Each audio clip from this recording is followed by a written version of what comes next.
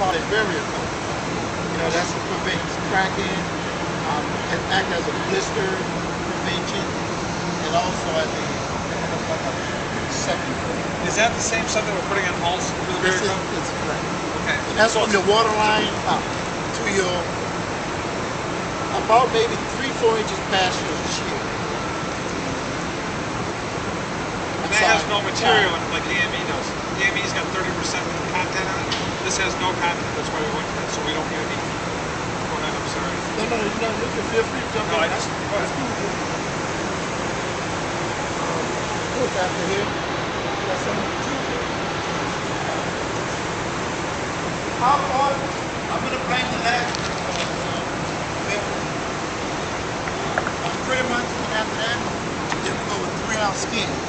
Now the 3-ounce skin comes out of a chop gun, which is here.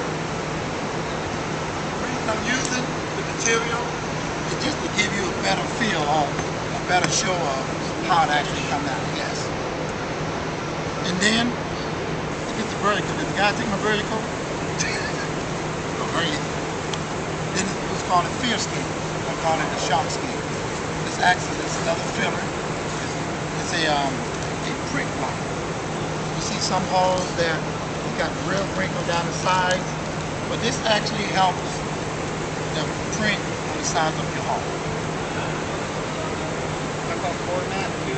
Actually, this is the core mat. Okay. This is the core mat. That's a couple steps. So we got the skin coat. We also have a ceramic barrier that goes on. That's kind of hard to show because without it, it's the same color as the barrier coat.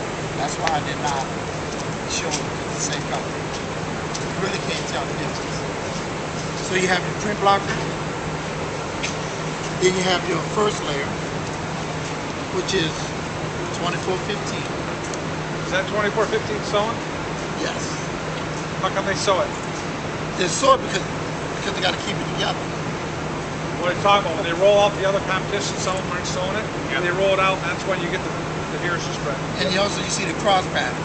If it all go in one direction, that's what it's called unidirectional. This is not. It's more like a biaxial. So by just going all direction, it's going to be a lot stronger. Then you have another bed coat, which is a 1708. Sometimes in some boats is 2408. Same material, it's just a little different.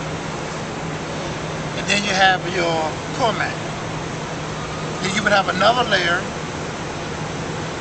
of the 3-ounce material.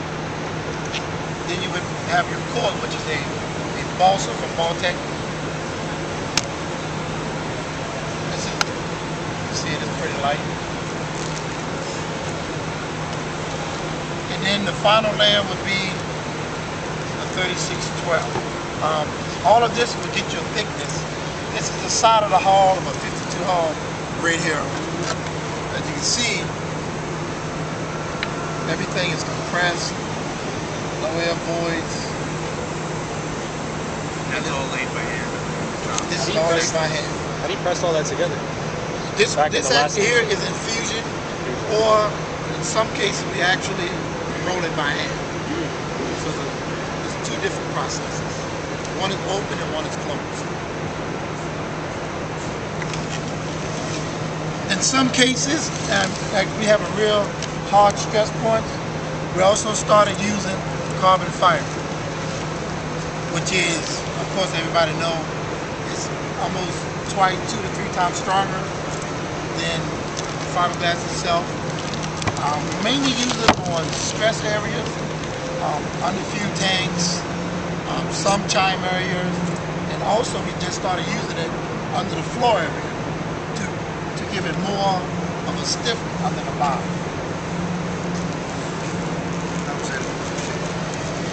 It's pretty much, it's a lower grade except for the different rim. You know what?